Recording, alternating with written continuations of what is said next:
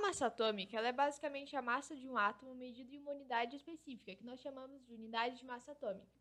Nós representamos essa unidade por U, ou até mesmo uma, UMA, e essa representação você pode encontrar em livros ou exercícios. Isso se equivale a 1 a 12avos de carbono, que é como se fosse que a gente pegasse um carbono, dividisse em 12 partes e tirasse um pedacinho. A gente pode identificar qual é a massa atômica observando no elemento da tabela periódica ou somando o número de prótons e nêutrons. Então, se um exercício te perguntar qual é a massa atômica de um elemento, como exemplificado o hélio, ou você olha na tabela, ou você soma os números e coloca o U do lado. Já a massa molecular é a massa de uma molécula constituída de dois ou mais átomos. Para nós conseguirmos fazer esse cálculo, é preciso entender a massa atômica que nós vimos anteriormente. Vamos pegar como exemplo o H2O, que é a fórmula de água, né? A molécula de água. Para fazer esse tipo de exercício, é preciso o auxílio de uma tabela periódica. Nós vamos pegar o número de elementos, por exemplo, aqui nós temos 2 hidrogênios, e vamos procurar na tabela o valor de massa atômica dele. Nós descobrimos que é 1. E o do oxigênio, nós descobrimos que é 16.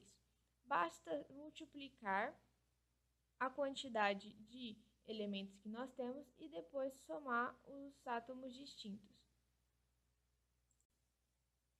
E claro, isso serve para as demais moléculas, como por exemplo a de sacarose, que possui 12 carbonos, 22 hidrogênios e 11 oxigênio.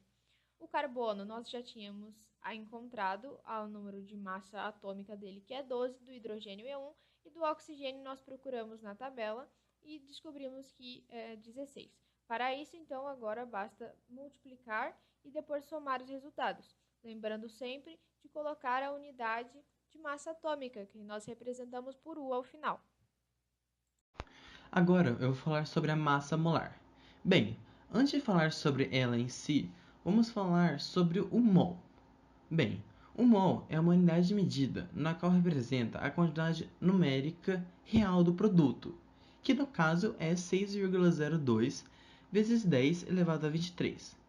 Talvez falando assim só tenha ficado um pouco confuso ou sem sentido, mas para ficar mais fácil o entendimento, vamos utilizar um exemplo.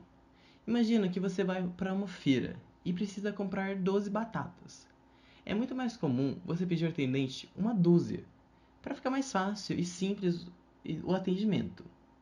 No caso, a dúzia, ele representa a unidade de medida, que representa a quantidade numérica 12.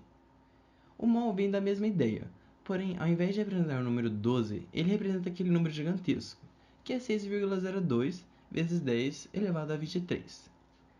Agora que a gente já tem um conhecimento sobre o mol, podemos realmente falar sobre a massa molar. A massa molar, basicamente, é querer saber quantas gramas possuem em um mol de substância. Ok, um exemplo para ficar mais fácil e mais simples de representar a massa molar, vamos utilizar o exemplo de uma pergunta. Qual é a massa molar da água? Para fazer isso, nós temos que ter dois conhecimentos básicos. Uma que é matemática e uma que é a tabela periódica. Bem, a matemática nós utilizaremos contas simples, já que é somente a adição e a multiplicação. Já a tabela periódica é muito importante, já que nós necessitamos ver quanto pesa cada átomo da substância em si, que no caso é a água. A água, nós podemos observar que ela é representada como H2O, ou seja, ela possui dois átomos de hidrogênio e um átomo de oxigênio.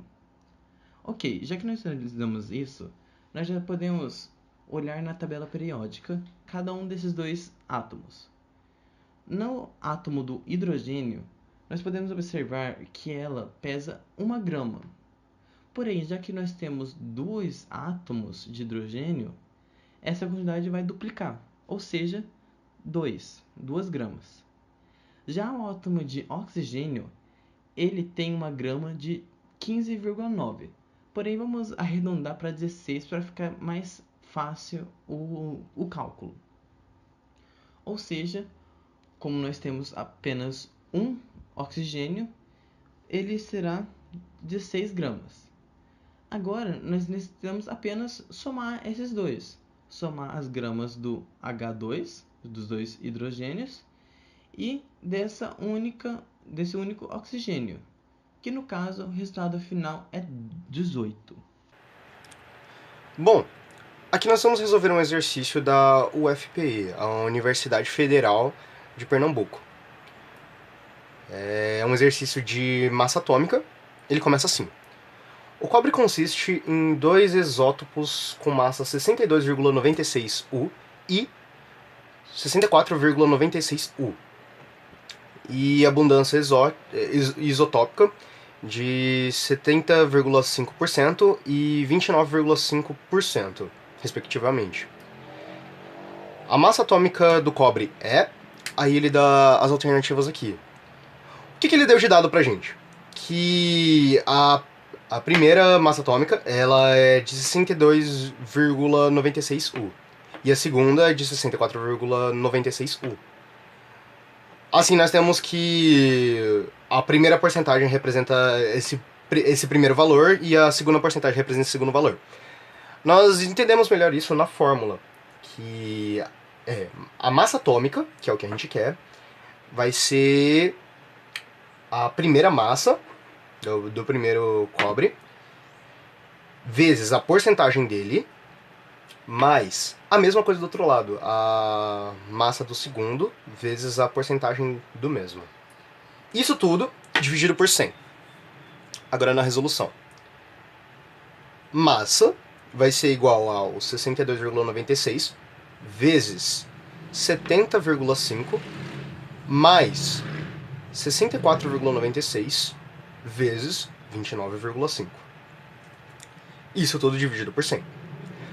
Aí vai ser multiplicado esse valor e esse valor vai dar 4.438,68 mais 1.916,32. Você soma isso, ainda assim tudo dividido por 100. Vai dar 6.355, isso dividido por 100. Dando a massa de 63,55. Sendo a alternativa certa, a alternativa E.